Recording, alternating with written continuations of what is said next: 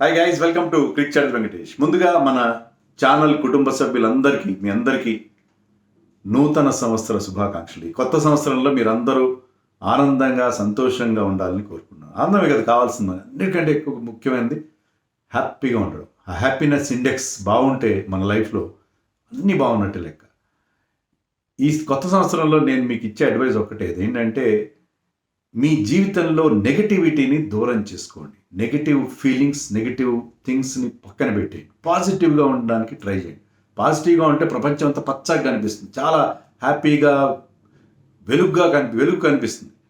అలా కాకుండా నెగిటివ్గా ఉంటే ఆ నెగిటివ్ మ్యాగ్నెటిక్ ఫీల్డ్ వల్ల మీ చుట్టూ ఒక డార్క్ అండ్ గ్లూమీ వాతావరణం కనిపిస్తుంది. మీరు ఎవరి గురించైనా తిట్టుకొని, ఎవరిని గురించైనా బ్యాడ్గా అనుకొని మీరు ఈ ప్రతి విషయాన్ని చేదరించుకోవడం, ప్రతిదానికి మీరు నెగిటివ్గా ఆలోచించడం అవుతుంది. అలా కాకుండా మీరు ఎవరైనా మీకు ఏదైనా హామ్ చేసినా, ఎవరైనా మీకు ఏదైనా ఇబ్బంది పెట్టినా కూడా పోనీ వాళ్ళ దానికి వాళ్ళే పోతారు, మన ప్రయత్నాలు మనం చేసుకుందాం అన్నట్టుగా వదిలేసి పాజిటివ్ థింకింగ్తో ఉంటే మీకు చేసే పనులన్నీ కూడా మీకు సక్సెస్ అవుతాయి. పాజిటివిటీ అనేది చాలా చాలా చాలా హెల్ప్ అవుతుంది మిగతా అన్నిటికంటే అని నా అభిప్రాయం మీకు చెప్తున్నాను.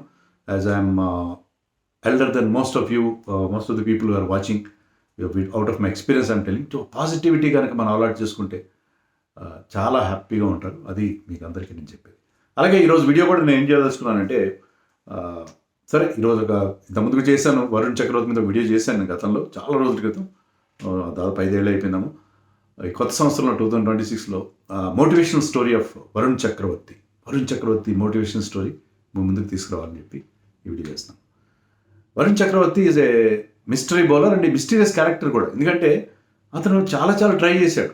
మీరు ఏమవ్వాలనుకుంటారు? మీరు 18-19 ఇయర్స్లో ఉన్నప్పుడు, లేదా 20-21 ఇంకా మీరు చదువుకుంటున్నప్పుడు ఒక సినిమాలో అడుగుతారే, ఈ సినిమాది నువ్వు నాకు నచ్చేవాళ్ళనుకుంటా, ప్రకాష్ రాజ్ అడుగుతాడు వెంకటేష్ని, నువ్వు ఏమవదలుచుకున్నావు అంటే ఐఏఎస్ ఐపీఎస్ అంటే అది షార్ప్గా చూస్తాడు, ఏదో కొంచెం మంచి ఉద్యోగం. అలాగే మనకందరికీ ఏముంటుంది, ఒక ప్రొఫెషనల్ కోర్స్ చేయాలి, ఇంజనీరింగ్ కోర్స్ చేయాలి, లేకపోతే ఒక గవర్నమెంట్ కాంపిటేటివ్ ఎగ్జామ్ మంచి పోస్ట్ సంపాదించాలి అని అలాంటిది ఒకటి ఉంటుంది.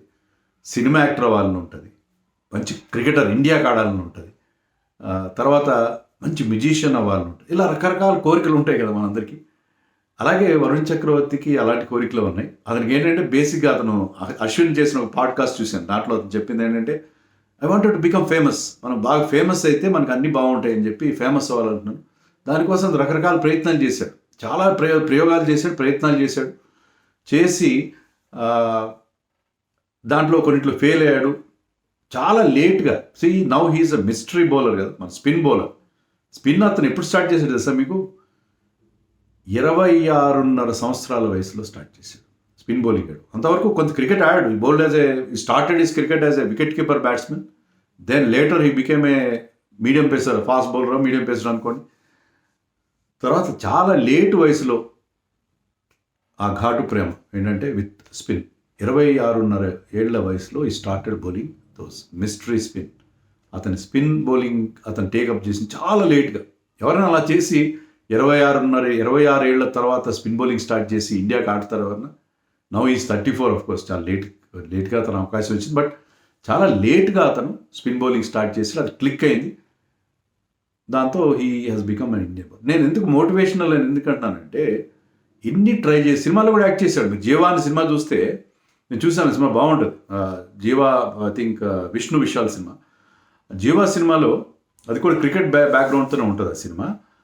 ఆ సినిమాలో అతను ఒక చిన్న రోల్ వేశాడు, జూనియర్ ఆర్టిస్ట్గా చేశాడు. అసిస్టెంట్ డైరెక్టర్ అవుదాం అనుకున్నాడు. తర్వాత he made certain short films చేశాడు, డైరెక్ట్ చేశాడు. ఎన్ని ట్రై చేశాడు అతను. ఆర్కిటెక్చర్ కోర్స్ చేశాడు. ముందుగా అతను టెన్నిస్ బాల్ క్రికెట్ ఆడేవాడు. చెప్పిన ఫాస్ట్ బౌలింగ్ చేస్తుంటే అది ఇంజరీ అయిందని అది పక్కన పెట్టి ఆర్కిటెక్చర్ కోర్స్ చేశాడు. ఆర్కిటెక్ట్గా జాయిన్ అయ్యాడు. ఇంటీరియర్ ఫర్మ్ ఇప్పటికి కూడా ఉందంట అతను. ఇంటీరియర్ డెకరేషన్ చేస్తాడు, కన్స్ట్రక్షన్ అన్నీ చేస్తాడు. సో అతను ఆర్కిటెక్చర్ 5 years కోర్స్ చేసి ఆర్కిటెక్ట్ అయ్యాడు. అయిన తర్వాత అతనికి ఒకసారి ఏదో ఫామ్ పెట్టుకున్నాడు. చెన్నైలో వరదలు వచ్చేసి 2016లో అనుకుంటా, ఐ రిమెంబర్, బికాస్ 2016లో వరదలు వచ్చి నేను అప్పుడు చెన్నై కూడా వెళ్ళాను. సో ఆ 2016 వరదల్లో ఆ బేస్మెంట్లో పెట్టిన సామాన్లు మొత్తం అతని అన్నీ డ్యామేజ్ అయిపోయినాయి. So he had to quit that business, so అక్కడ అతనికి సెట్ బ్యాక్ ఎదురైంది. సో ఆర్కిటెక్ట్గా మిస్ అయ్యాడు. తర్వాత అతనికి ఏంటంటే ఏఆర్ రెహమాన్ కాన్సర్ట్ చూశాడు. చూస్తే అతనికి మ్యూజిక్ మీద మంచి మోజు పుట్టింది. దీనివల్ల మ్యూజిషియన్ అయిపోదాం అనుకుని చెప్పి గిటార్ ప్లే చేశాడు. ఒక చర్చ్లో గిటార్ ప్లే చేసేవాడు కొన్ని నెలల పాటు. కానీ అది వర్కౌట్ కాలేదు. తర్వాత సినిమా మన ఐ థింక్ సూర్య సినిమాలు, అది సూర్య సన్ ఆఫ్ కృష్ణ అనేది సినిమా ఉంది కదా, ఆ సినిమా చూసిన తర్వాత అతనికి బాగా నచ్చేసి సినిమా ఫీల్డ్లోకి వెళ్ళిపోదామని వెళ్ళాడు. అక్కడ అసిస్టెంట్ డైరెక్టర్ అవుతున్నాడు. కానీ అతనికి కాదు అతనికి జూనియర్ ఆర్టిస్ట్గా రోజుకి 600 రూపాయలు, రోజుకి 600 రూపాయలతో అతనికి రోజుకి 660 రూపాయలు, 600 ఏమో సార్, అతన్ని తీసుకున్నారు. 600 రూపాయలతో తీసుకున్నారు. యాజ్ ఇండియా ప్లేయర్ అతను డైలీ అలవెన్స్, అంటే కాంట్రాక్ట్ అమౌంట్ అతనికి వచ్చే ఫీజు కాదు, రెమ్యునరేషన్ కాదు, అదే మీకు $300 $300 అమెరికన్ డాలర్స్. అలాంటి వాడు 600తో చేరాడు అప్పుడు. సో అలా అది జూనియర్ ఆర్టిస్ట్గా జీవాలని సినిమాలు చేసి అసిస్టెంట్ డైరెక్టర్ కాలేకపోయాడు. సో అతను ఆ సినిమా ఫీల్డ్ కూడా వదిలేశాడు. మళ్ళీ క్రికెట్లోకి వచ్చాడు. క్రికెట్లోకి వచ్చి మరి ఫాస్ట్ బౌలింగ్ చేస్తుంటే ఫ్లాట్ పిచ్ల మీద విపరీతంగా రన్స్ పోతున్నాయి. అందులో టెన్నిస్ బాల్ క్రికెట్ అది ఆడుతుంటే ఎలా కుదురుతుంది? అందుకని started trying to bowl mystery spin వేయడం స్టార్ట్ చేశాడు. అది స్టార్ట్ చేసి అది మెల్లమెల్లగా క్లిక్ అయింది. అలా అతను వచ్చాడు. కానీ ఇప్పుడు మిస్టరీ స్పిన్నర్గా అంత లేట్ ఏజ్లో స్టార్ట్ అయ్యి అతను ఇండియాకి ఆడే లెవెల్కి వచ్చాడంటే ఎంత హార్డ్ వర్క్ చేస్తుంటాడు, ఎంత సాధన చేస్తుంటాడు విపరీతంగా. అతనికి ఏంటంటే అతను అంటే ఇప్పుడు ఇంగ్లీష్లో సామెత ఉంది, rolling stone gathers no moss అని చెప్పి. అంటే మీరు ఒకదాని నుంచి ఒకటి మారుతూ జాక్ ఆఫ్ ఆల్ ట్రేడ్గా ఉంటే ఏమవుతుందంటే మీకు ఏది will not become master of anything. But అతను మాస్టర్ ఆఫ్ మిస్టరీ స్పిన్ అయ్యాడంటే, మిస్టరీ స్పిన్లో మాస్టరీ సాధించగలిగాడంటే ఎంత సాధన, ఎంత కఠోర సాధన చేస్తుంటాడు, ఎంత ప్రాక్టీస్ చేస్తుంటాడు. ఆ అన్ని వేరియేషన్స్ మీరు ఇప్పుడు ఒకే రకం బౌలింగ్ వేస్తే మీకు యాక్యురేట్గా వేయచ్చు. Somebody who played some cricket వాళ్ళకి అర్థం అవుతుంది బౌలర్గా. ఎందుకంటే మీరు ఒకే టైప్ ఆఫ్ బౌలింగ్ వేస్తూ ఉంటే మీకు యాక్యురసీ ఉంటుంది. కానీ మీరు వేరియేషన్స్ ట్రై చేసినప్పుడు ఆ వేరియేషన్స్తో పాటు యాక్యురసీ కూడా మెయింటైన్ చేయడం చాలా కష్టం, చాలా అంటే చాలా కష్టం. మీ రిథమ్ మారుతూ ఉంటుంది. ఒకటే టైప్ ఆఫ్ బౌలింగ్లో వేస్తుంటే మీరు ఆఫ్ బ్రేక్ వేస్తున్నారు అనుకోండి, మీకు ఆ రిథమ్ అనేది పట్టుకుంటారు, దాని ప్రకారం మీకు యాక్యురసీ ఉంటుంది. అలా కాకుండా ఒకటి ఆఫ్ బ్రేక్ వేసి, ఒక లెగ్ బ్రేక్ వేసి, ఒక క్యారమ్ బాల్ వేసి, ఇలా రకరకాల ఒక గుగ్లీ వేసి ఇన్ని రకాల వేరియేషన్స్ వేస్తున్నప్పుడు మీకు ఆటోమేటిక్గా మీ రిథమ్ అనేది మెయింటైన్ చేయడం కష్టం. కానీ అతను అలా చేయగలిగాడంటే చాలా గొప్ప విషయం. సో మిస్టరీ స్పిన్ స్టార్ట్ చేసి వెంటనే అతను చాలా క్విక్గా అతను he could earn that recognition. So అతను చెన్నై అతని కాన్ఫిడెన్స్ కూడా ఉంది. అతనికి ఏంటంటే నేనేం చేయగలను, నేను చేస్తాను. అతను చెన్నై వాళ్ళు నెట్ బౌలర్స్ కోసం వెళ్ళాడంట. చెన్నై నెట్ బౌలర్స్కి వెళ్తే అతనికి అవకాశం ఇచ్చారు. ఇతను 5th డివిజన్లో ఆడేవాడు. He uses to play in the 5th division. ఇప్పుడు లోకల్ లీగ్స్, చెన్నై లీగ్స్ ఉంటాయి కదా, వాళ్ళు అన్నారంటే మేము నెట్ బౌలర్స్గా 1st డివిజన్ వాళ్ళనే తీసుకుంటాం, 5th డివిజన్ వాళ్ళు తీసుకో, నాకు ఒక ఛాన్స్ ఇవ్వండి, ఆమె మిస్టరీ బౌలర్ అని చెప్పాడంటే వాళ్ళ నెట్ బౌలింగ్ ఇన్ఛార్జ్ ఎవరైతే ఉంటాడో అతను అవకాశం ఇచ్చాడు. చూద్దాం లేదా మిస్టరీ అంటున్నాడు కదా అని, ఏ మిస్టరీ అని అవకాశం ఇస్తే బ్రావోకి మొదట్లో 2 బీమర్లు వేశాడు. బ్రావోస్ బ్యాటింగ్ చెన్నై సిఎస్కి. సో బ్రావోకి వేసిన తర్వాత ఈ started bowling well. He was able to beat batsmen like Bravo, Dhoni, Suresh Raina, వీళ్ళని అతను బీట్ చేయడం, వాళ్ళు ఇతను ఆడడంలో ఇబ్బంది పడడంతో చూసి చెన్నై వాళ్ళు అతను నెట్ బౌలర్గా తీసుకున్నారు. దినేష్ కార్తిక్తో ఆల్రెడీ ఈజ్ ఇన్ టచ్. తర్వాత కానీ చెన్నై వాళ్ళు 2-3 మ్యాచ్లు చెన్నైలో ఆడిన తర్వాత I think this was during 2017-18 ఆ టైంలో అనుకుంటా. సో ఆ టైంలో అతను చెన్నై వాళ్ళు వేరే వెన్యూకి వెళ్ళిపోయినప్పుడు అతను తీసుకెళ్ళి, అప్పుడు దినేష్ కార్తిక్ అతన్ని కేకేఆర్ నెట్స్కి వచ్చి అక్కడ అభిషేక్ నాయర్ని కలిసి, అభిషేక్ నాయర్ మనకు తెలుసు కదా, అభిషేక్ నాయర్ లాంటి కోచ్, అతనితో ఇంకా మెలకువల్ని సునీల్ నారాయణ కూడా చూశాడు అక్కడ. He was able to take. తర్వాత హీ కేమ్ టు టీఎన్పిఎల్లో మధురై ప్యాంథర్స్ అనే టీంకి ఆడాడు. ఆ ఏడాది అతను ఆడిన ఏడాది టైటిల్ గెలిచారు. దాంతో అతనికి 2019 ఆక్షన్లో అతని మీద అందరూ CSK, because Ashwin also knows him. Ashwin కూడా అప్పటికి, అశ్విన్ వాజ్ కింగ్స్ 11 క్యాప్టెన్ అప్పుడు. Ashwin wanted to take him KKR, because అతను నెట్ బౌలర్గా ఉన్నాడు కాబట్టి కేకేఆర్ వాంటెడ్ సిఎస్కే తీసుకుందాం అంటున్నారు. సో వీళ్ళు ముగ్గురు పోటీ పడ్డారు. అతనికి 8 కోట్ల పైగా అమౌంట్ వచ్చింది. కానీ అప్పుడు ఇంజరీ అయింది, 1 మ్యాచ్ మాత్రం ఆడాడు, 1 వికెట్ తీశాడు. 19 అలా ముగిసిపోయింది అతను. ఆ తర్వాత ఏడాది అతను కింగ్స్ 11 వాళ్ళు రిలీజ్ చేయకూడదు. అదే అశ్విన్ అంటాడు, నేను అతనికి టీంలో రిటైన్ చేయమని చెప్పాను వాళ్ళకి, వాళ్ళు రిటైన్ చేయలేదు, అది పెద్ద మిస్టేక్ అయింది. నెక్స్ట్ రిలీజ్ చేయగానే కేకేఆర్ వాళ్ళు 4 crores తీసుకున్నారు. రెస్ట్ ఈజ్ హిస్టరీ మనకు తెలుసు. తర్వాత అతను 2021లో ఎంత మంచి బౌలింగ్ చేశాడు కేకేఆర్ తరఫున అనేది మనకు బాగా తెలుసు. So 2021 I think they went up to finals కూడా వెళ్ళారు. ఇతని role along with Sunil Narayana కూడా చాలా ఉంది. సో అతను ఆ రకంగా డెవలప్ చేస్తున్నాడు. కానీ అతనికి ఏమైందంటే 21లో అంత బాగా బౌలింగ్ చేసిన తర్వాత ఇండియన్ టీంకి సెలెక్ట్ చేశారు. T20 వరల్డ్ కప్ ఆడు 2021 3 మ్యాచ్లో ఒక్క వికెట్ కూడా రాలేదు. రాకపోయేసరికి last is place in Indian team. తర్వాత అతను వచ్చి వాళ్ళ కోచ్ ఉన్నాడు పార్థిబన్ అడిగాడు, ఏంటి నా పరిస్థితి ఏంటి? ప్రదీపన్ అడిగాడు, ఏంటి నా పరిస్థితి, నేను మళ్ళీ ఇండియాకి ఆడగలనంటే నువ్వు 20 వికెట్స్ తీసుకో ఐపీఎల్లో వస్తుంది. అలాగే అతను 2023-24లో 20 వికెట్స్ తీశాడు ఐపీఎల్లో. అంతకుముందు ఏంటంటే అతను మార్చుకున్నాడు. అతనికి ఏంటంటే అర్థమైపోయింది తన మిస్టరీ వర్కౌట్ కావట్లేదు. 2 సీజన్లు వర్కౌట్ అయింది. తర్వాత ఎందుకు కావట్లేదంటే అతను సైడ్ స్పిన్ మీద డిపెండ్ అవుతున్నాడు. సైడ్ స్పిన్తో అతనికి వేరియేషన్స్ వర్కౌట్ కావట్లేదు. సో ఈసారి ఓవర్ స్పిన్ స్టార్ట్ చేయడంతో అతనికి దానివల్ల ఏంటంటే ఇతను ఆల్రెడీ అతనికి ప్రత్యేకత ఏంటంటే అతని మిస్టరీ బాల్స్ అన్నీ కూడా ఆల్మోస్ట్ సేమ్ గ్రిప్తో సేమ్ రిలీజ్ పాయింట్తో అతను వేస్తాడు. And is quick through the air. అతని ఆర్మ్ యాక్షన్ కూడా చాలా క్విక్గా ఉంటుంది. Quick through the air and of the pitch కూడా క్విక్గా వస్తుంది. సో దాంతో ఏంటంటే అతని వేరియేషన్స్లో ఓవర్ స్పిన్ తీసుకున్నాడు. ఓవర్ స్పిన్ కోసం అతను కొన్ని వేల వీడియోలు, రషీద్ ఖాన్వి అన్ని వేల వీడియోలు చూశాడు. చూసి బాగా డెవలప్ చేస్తాడు. కోచ్తో కూడా చేసుకుని నేను దాంతో ఏంటంటే అతనికి రిజల్ట్స్ వచ్చినాయి. కానీ 2024 వరల్డ్ కప్ తర్వాత ఇమీడియట్గా మన వాళ్ళు జింబాబ్వే టూర్కి వెళ్ళారు. అక్కడ అతను తీసుకుంటారా అనుకున్నాడు, కానీ తీసుకోలేదు. దాంతో మళ్ళీ డిసప్పాయింటెడ్. ఎందుకు తీసుకోలేదు? దానికి కారణం ఏం తెలిసిందంటే అతనికి ఇండైరెక్ట్గా ఫీల్డింగ్ సరిగ్గా చేయట్లేదు.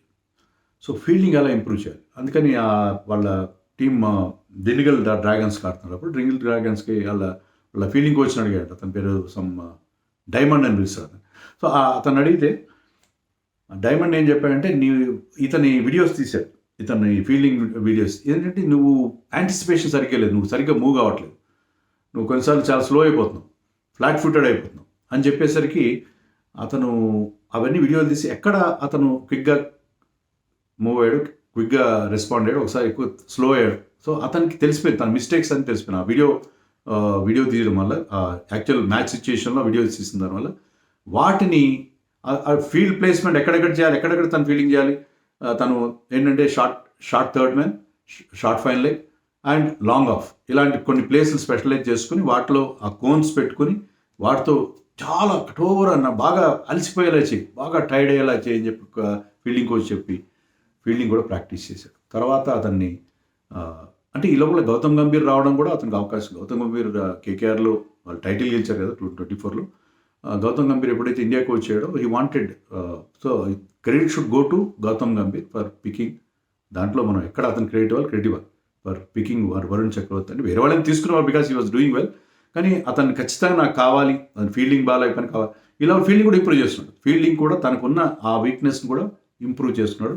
బౌలింగ్లో అతనికి వచ్చిన తేడా అతను చెప్పాడంట. ఇప్పుడు 2022లో వాళ్ళ కోచ్కి చెప్పేసి, వెంకీ మైసూర్ కోచ్ కదా వాళ్ళ సీఈఓకి, కేకేఆర్ సీఈఓకి, ఈ ఇయర్ నాకు వికెట్లు రావు, మీరు వరి కాకండి, నేను వేరియేషన్స్ ట్రై చేస్తాను. ఆ ఇయర్ నిజంగా వికెట్స్ రాలేదు. 2022లో ఈ got just 6 wickets in 11 matches. కొన్ని మ్యాచ్లో అతను డ్రాప్ కూడా చేశారు. కానీ అతను ఏంటి ఆ వేరియేషన్స్ని వర్కౌట్ చేశాడు. నెక్స్ట్ 2 years 20+ వికెట్స్ తీశాడు, అది వేరే సంగతి. సో అతను ఆ బౌలింగ్లో మళ్ళీ మెరుగుపరుస్తున్నాడు, 2.0 అయిపోయాడు. 2021 సెట్ బ్యాక్, ఇండియన్ టీం కాడిన సెట్ బ్యాక్ తర్వాత అతను ఎలా మళ్ళీ తను రీఇన్వెంట్ చేసుకుని బౌలింగ్లో వేరియేషన్స్ డెవలప్ చేశాను. అతనికి గతంలో కూడా మొదటి నుంచి అప్పట్లో నాకు నవ్వొచ్చేది. కింగ్స్ 11కి అతను సెలెక్ట్ అయినప్పుడు 8 కోట్లు పెట్టి నేను ఆశ్చర్యపోయాను. I did not follow TNPL. ఏంటబ్బా ఇతనికి మిస్టరీ బౌలర్ అంత అమౌంట్ పెట్టి తీసుకున్నారు అనుకున్నా. కానీ అతని దగ్గర 7 to 8 వేరియేషన్స్ ఉన్నాయి. నేను ఓవర్లో ఉండేవి 6 balls, ఇన్ని వేరియేషన్స్ ఏం పెట్టుకుంటాడు. సో ఇప్పుడు ఏం చేశాడంటే he has cut down his variations. అది వేరియేషన్స్ కట్ డౌన్ చేసి 3 to 4 వరకు తీసుకొచ్చాడు. ఎందుకంటే నేను ఇందాక చెప్పినట్టుగా ఎక్కువ వేరియేషన్స్ ఉంటే మీరు యాక్యురసీ దెబ్బతింటారు. సో అందుకని 3-4 వరకు కన్ఫైన్ చేసుకొని వేరియేషన్స్ కట్ డౌన్ కూడా చేశాడు. తర్వాత తన బౌలింగ్ స్టైల్లో సైడ్ స్పిన్ నుంచి ఓవర్ స్పిన్కి వచ్చాడు. ఓవర్ స్పిన్ వల్ల అతనికి ఆ బౌన్స్ రావడం ఎక్కువైంది. సో అతనికి ఆ చేంజ్ అనేది పక్కాగా వచ్చింది. వచ్చేసరికి బౌలింగ్ ఇంప్రూవ్ చేస్తున్నాడు, ఫీల్డింగ్ ఇంప్రూవ్ చేస్తున్నాడు, he was delivering goods. And అక్కడ గౌతమ్ గంభీర్ రావడంతో అతనికి ఇంకా కంఫర్ట్ కూడా బాగా పెరిగింది, because he played under him in KKR. So and the rest is history. అతను వచ్చాడు, బ్రహ్మాండంగా మళ్ళీ పర్ఫామ్ చేయడం మొదలుపెట్టాడు. Even one day scheme of థింగ్స్లో అతను ఉంటాడు అనుకోలేదు. వన్ డేస్లో కూడా అతను ఆడిస్తే మనకి ఛాంపియన్స్ ట్రోఫీ విన్నింగ్ టీంలో 3 మ్యాచ్లు ఆడాడు. ఛాంపియన్స్ ట్రోఫీలో 3 మ్యాచ్లో 9 వికెట్లు తీశాడు. One the top wicket takers in champions trophy. Economy కూడా చాలా బాగుంది. సో వన్ డేస్లో కూడా ప్రూవ్ చేస్తున్నాడు, వన్ డే ఫార్మాట్లో కూడా ప్రూవ్ చేస్తున్నాడు. T20లోకి చెప్పాల్సిందే ఉంది. అతను మీరు చూడండి, అతని షార్ట్ ప్రోగ్రెషన్లో 2 సార్లు TNPL టైటిల్ మధురై ప్యాంథర్స్తో గెలిచాడు.